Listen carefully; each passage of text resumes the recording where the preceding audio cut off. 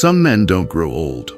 They just harden, like bread, left out in the sun. Too harsh? Maybe. But let me ask you something uncomfortable. What if the real reason some men end up bitter, broken, alone isn't bad luck, but bad habits no one dared to question? Welcome, dear ones, to Buddhist Wisdom for the Elderly, where we poke gently at your soul with a stick made of compassion, psychology, and dark humor. This video isn't a roast, it's a reckoning. We're exploring 8 signs of a man stuck in spiritual quicksand. The kind of stupidity that isn't loud or cartoonish, but slow, subtle, and tragically familiar. Do we agree these behaviors are stupid? Yes, but only in the way a Buddhist would. Not as a condemnation, but as a reminder that we all get stuck when we stop being aware. Each sign comes with the behavior itself, why it silently destroys us, a real-world example, and what a wiser, freer man might do instead. If you only stay for one sign, don't miss sign number 8, mistaking loneliness for freedom. Because that's how men slowly disappear while still being alive. So stay with us, like, subscribe, and help us reach 1,000 fellow seekers who believe aging isn't the end, just another beginning, if you're paying attention. Let's begin. Sign 1. He thinks learning ended after high school, aka the know-it-all who knows nothing. There's a certain kind of man, let's call him Uncle Dave, who hasn't read a new book since the moon landing. He gets all his facts from half-remembered bar arguments, Facebook memes, and a vague memory of a high school economics class where he may or may not have passed. And yet, somehow, Uncle Dave is absolutely certain he understands inflation, relationships, and what's wrong with kids these days. This isn't ignorance. This is ego with arthritis. The kind of man who walks into every conversation like it's a courtroom. Everything he says is a closing argument. Everyone else?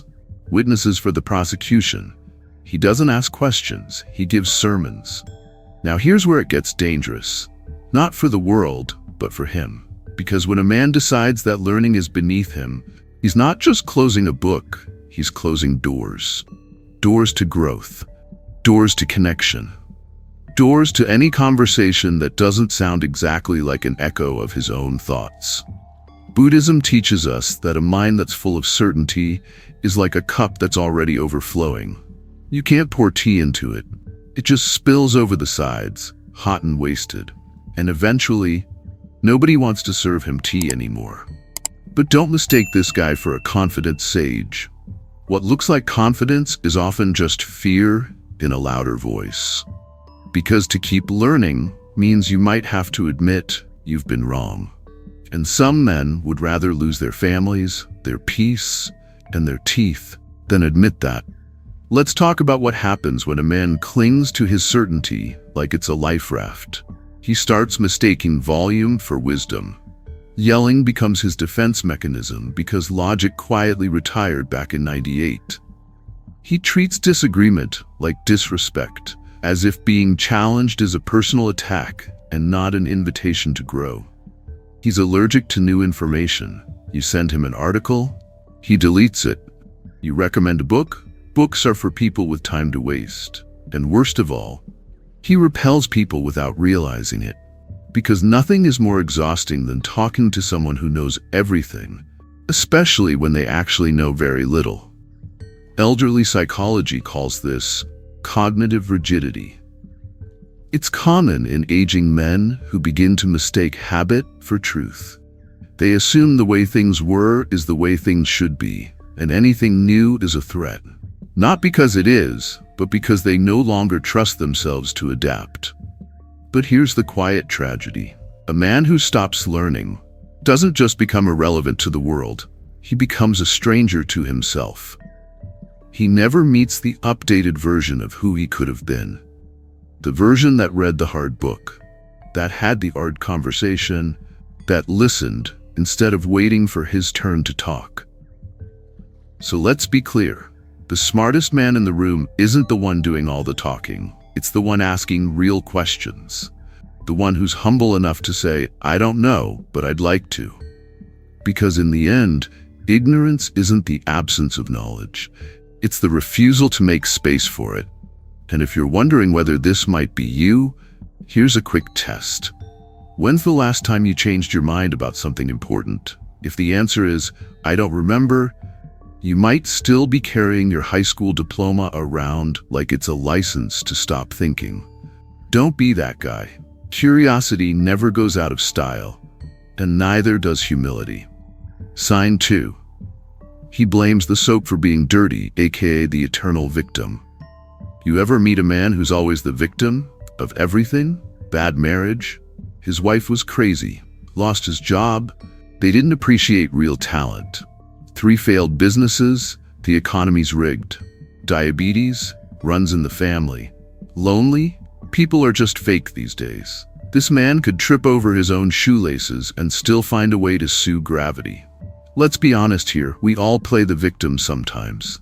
We all have that inner voice that wants to say, it's not my fault. But some men turn it into a full-time personality, like it's a retirement plan with emotional benefits. And the scary part? They don't even realize they've handed over the steering wheel of their life to everything and everyone else. Now in Buddhism, we'd say this is the ego disguising itself as helplessness. It's still ego, just not the loud, chest-pounding kind. It's the kind that quietly whispers, don't look too closely. The world is just unfair, and you're special because of your suffering. It's spiritual laziness wrapped in self-pity. And in elderly psychology, we call this external locus of control. It means a man believes his life is mostly shaped by luck, fate, or other people. Which sounds poetic until you realize he's spent the last decade waiting for someone else to fix what he refuses to face. Let's walk through the symptoms of this flavor of stuckness. He tells the same sob story over and over. Different bar, same pain. He treats any feedback as an attack. You say, maybe you could look at it differently, and he hears, you're worthless. He has a backup excuse for every failure, and they usually include his ex-wife, his boss, or the universe itself. He confuses being right with being innocent, and the more people disagree with him, the more convinced he is that he's a misunderstood genius in a cruel world. Here's the punchline, though. When a man spends his life blaming the soap, he stays dirty. Not because the soap didn't work, but because he never rubbed it on the right places. Personal responsibility is like showering. It doesn't fix everything, but it sure helps keep the stink from building up. Buddhist wisdom reminds us we are the architects of our own suffering. Yes, bad things happen. Life is messy, unfair, and at times brutally heartbreaking. But we always have some power over how we respond. Even if your past is a burning wreck, you still get to choose whether you pour gasoline or water on what comes next. And here's where it gets tragically funny. The same man who says he has no control is usually controlling everyone else with his pain. He guilt trips his kids, he manipulates his partner, he poisons the room with resentment, all while saying, I'm just telling it like it is. But really, he's just building a fortress out of excuses. Because admitting fault, that's the emotional equivalent of walking barefoot through broken glass for some men. But here's the truth, no one tells them. Taking responsibility doesn't make you guilty. It makes you powerful. You stop being a spectator in your own life. You stop waiting for apologies from people who don't even remember hurting you. You stop handing your peace to the same world you keep blaming. So if you catch yourself saying, nothing ever goes right for me, maybe pause and ask, what part of you keeps building houses where it always floods? The world is complicated. Yes, it's unfair, but playing the eternal victim won't make it fairer. It just makes you smaller. Own your story, even the ugly parts, because blaming the soap won't make you clean, but scrubbing your own damn soul might. Sign 3. He mistakes rage for righteousness, aka emotionally constipated since 72. You ever notice how some men walk around like a volcano that's just looking for an excuse to erupt? The soup's cold? Boom. Traffic jam? Boom. Someone disagrees with them on the internet? nuclear detonation. Then afterward they go, that's just how I am, I don't take crap from anybody. But here's the thing. Exploding at life every 5 minutes isn't strength. It's emotional incontinence. And no one respects a man who needs a spiritual diaper. Somewhere along the way, this man got his wires crossed. He confused volume with power. He thought that slamming doors and raising his voice made him a leader. But all it really makes him is lonely with a headache. In Buddhist psychology, we call this the near enemy of clarity. It's when something looks like insight or strength, but is actually just a twisted version of it. Anger pretends to be courage. But real courage? That's what happens when you don't need to scream to be heard. Now let's pause here, because anger isn't inherently bad. There are things in this world that should make you angry. Injustice, cruelty, elder abuse, people who don't return their shopping carts. But when your anger owns you, when it decides your words, your actions, your fate, you're no longer a man. You're just a puppet with a short fuse. And that, my friend, is a dangerous way to age. Here's what this looks like in the wild. He says things like, I'm just being honest, right before unloading a verbal grenade. He flies off the handle at small inconveniences, but goes completely numb when real emotions come up. He hasn't cried since the 80s and wears that like a badge of honor. And he genuinely believes that anyone who doesn't yell back is weak or soft. Elderly psychology has a term for this: emotional dysregulation. It's common in aging men who never learned how to metabolize pain. They never had space to say, I'm scared, or I feel small, so instead they say, this is BS, and kick over a chair. But here's the punchline. Most angry men aren't angry. They're hurt. And no one ever gave them the language to say so. So instead of processing grief or fear or shame, they become emotional arsonists, burning bridges, relationships, and sometimes whole lifetimes. Buddhism doesn't tell you to never feel anger. It simply says, don't let your house burn down because you couldn't hold your flame. And here's the saddest part. These men are often easy to manipulate. All it takes is the right person pushing the right button, and boom, off he goes. Which means he's not in control. His anger is. You say one wrong word, and suddenly he's telling you about the time his brother-in-law borrowed his lawnmower in 1994 and never gave it back. That's not strength.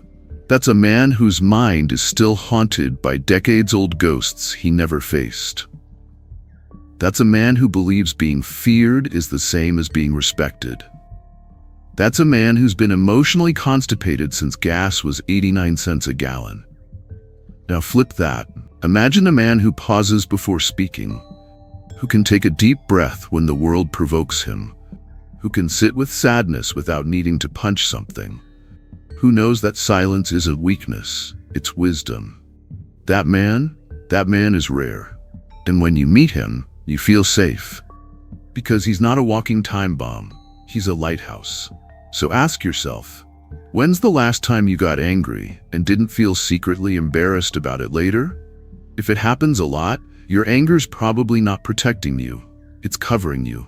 And the longer you let it, the harder it becomes to hear what your pain has been trying to say this whole time.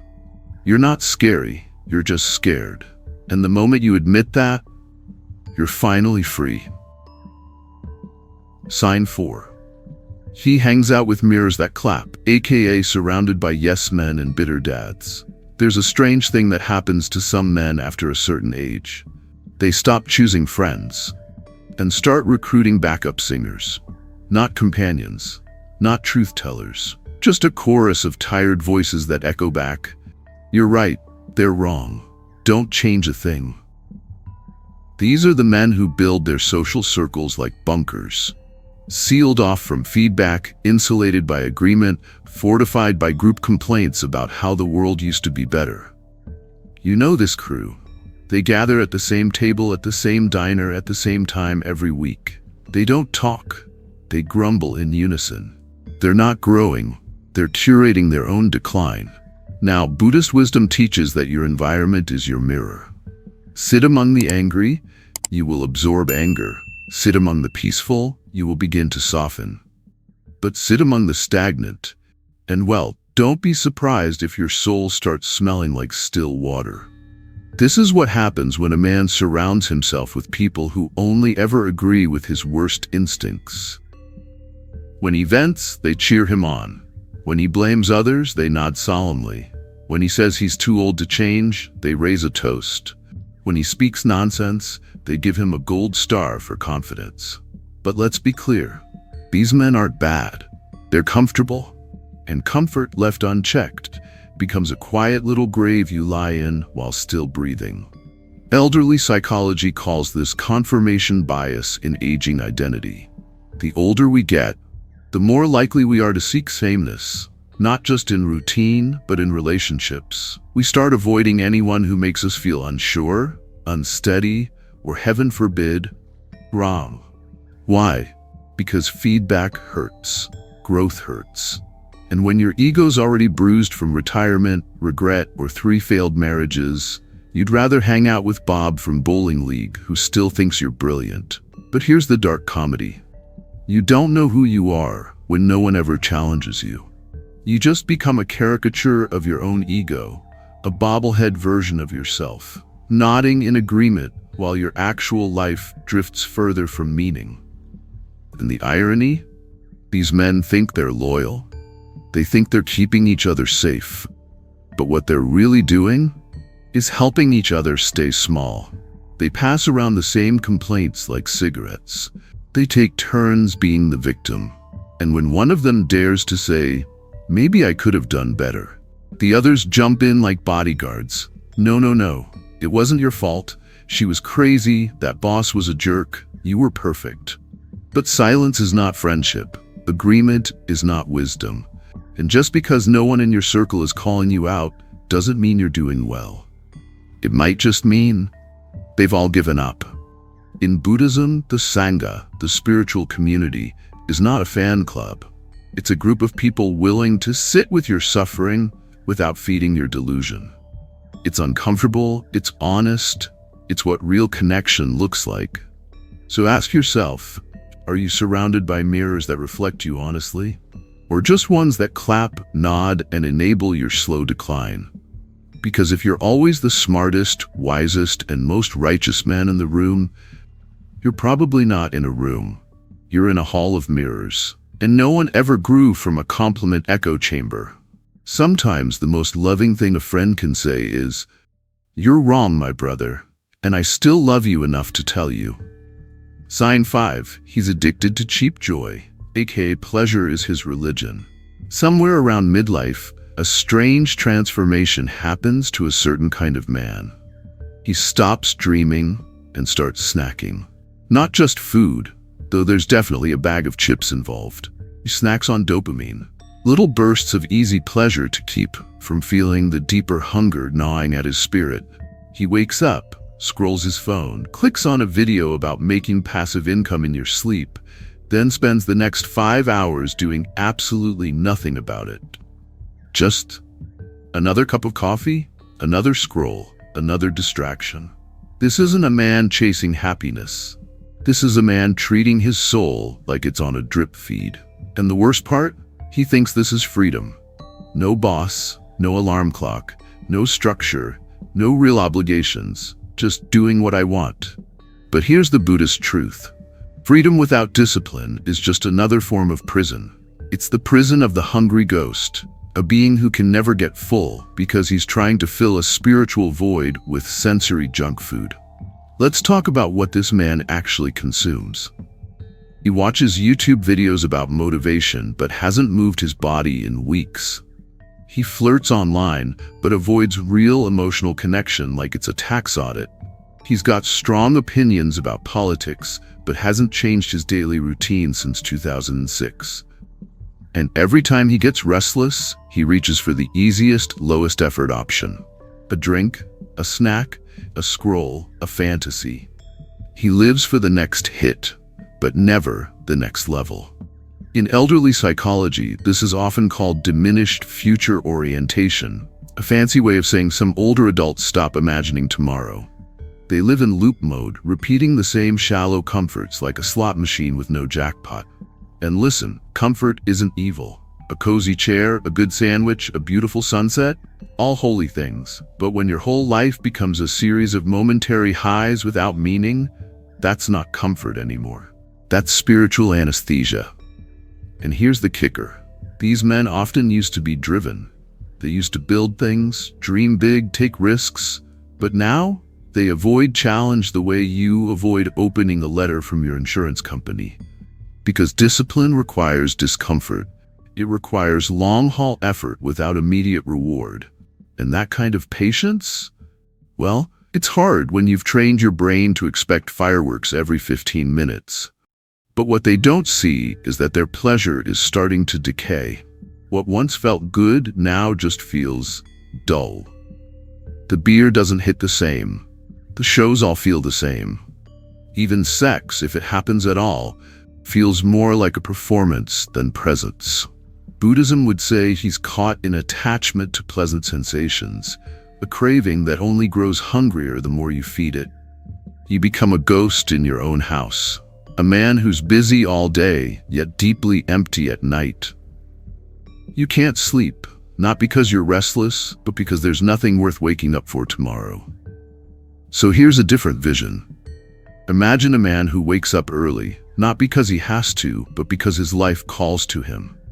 He meditates, he takes care of his body, he reads things that challenge him, he has conversations that stretch him, he delays gratification, not because he's punishing himself, but because he understands that meaning isn't microwaved, it's slow-cooked, and meaning tastes better than dopamine. So if you find yourself asking, what would feel good right now? Maybe switch the question to, what will make me proud 10 years from now? Because one leads to comfort, the other leads to peace. And peace doesn't come in a bag of chips. Sign 6. He treats mistakes like ex-wives, aka never talks about them again. Some men carry their mistakes like ghosts, not the kind they acknowledge, process, and learn from. No, these are the shoved under the rug, locked in the attic, don't mention it at Thanksgiving kind of ghosts. You know the man. He made the same bad investment 3 times, but now he just says the market's a scam. He's on his 4th marriage, but still claims women today just aren't built like they used to be. He lost touch with his kids, but if you ask about it, he says they're ungrateful little brats. This is a man who doesn't reflect. He rewrites.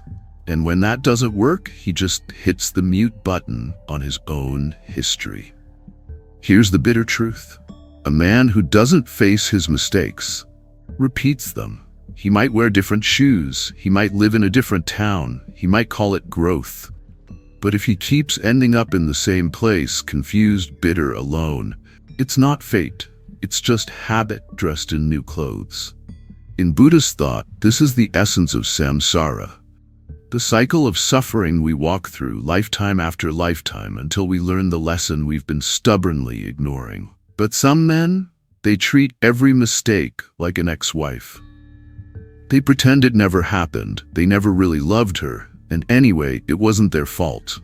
It's funny until it's tragic, because every lesson he refuses to learn comes back sharper the next time. Elderly psychology has a name for this too, repetition compulsion. It means some people unconsciously recreate old failures because failure feels familiar, safe, predictable. There's comfort in reliving the same mess, especially if you can blame someone else for it. But here's the thing about emotional time loops. They only break when you look directly at the mess and say, what part of this did I create? That's not self-hatred. That's wisdom. That's adulthood. And it's rare. Because facing your mistakes means grieving who you could have been. It means mourning all the better versions of yourself you didn't have the courage to become. That's heavy, but it's also holy.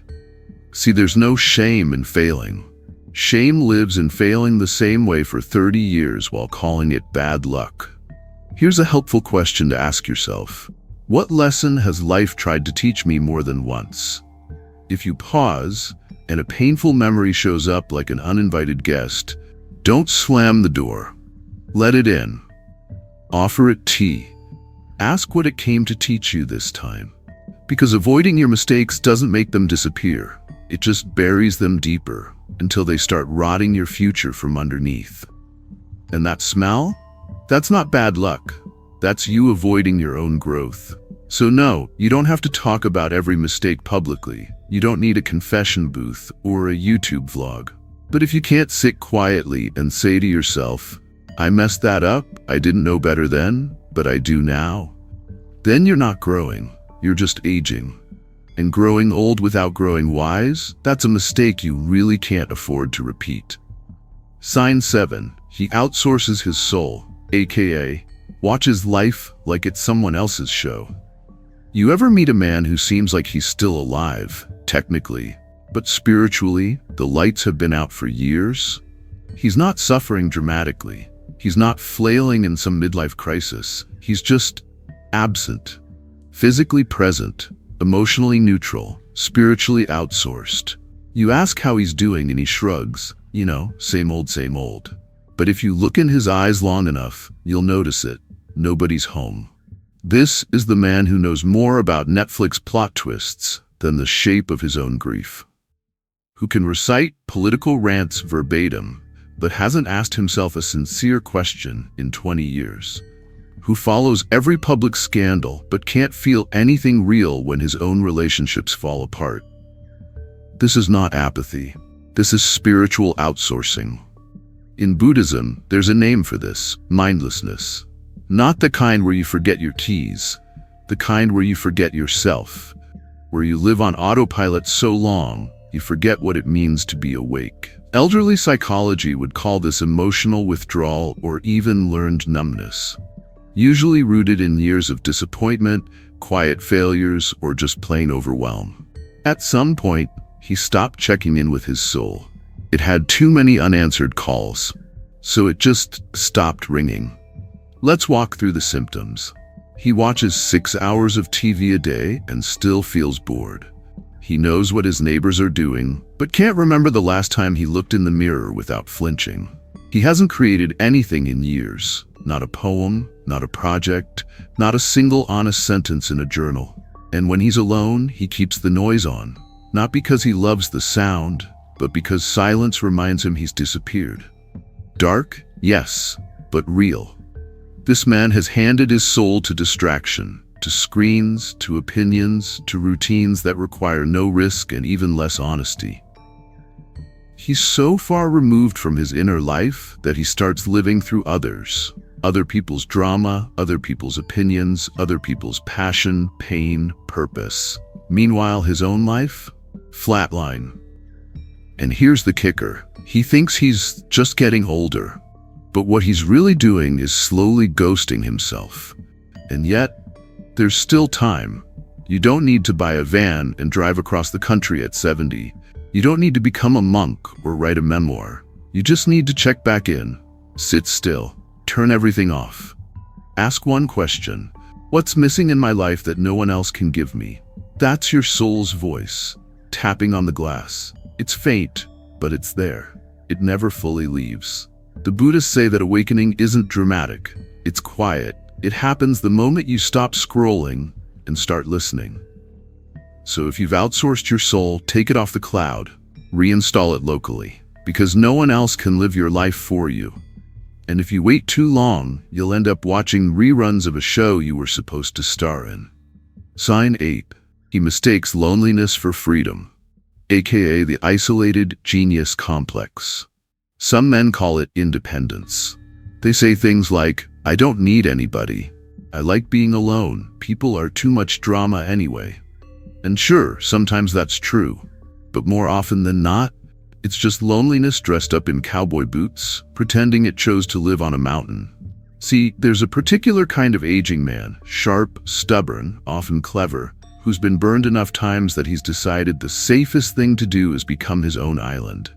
No visitors, no bridges, no risk.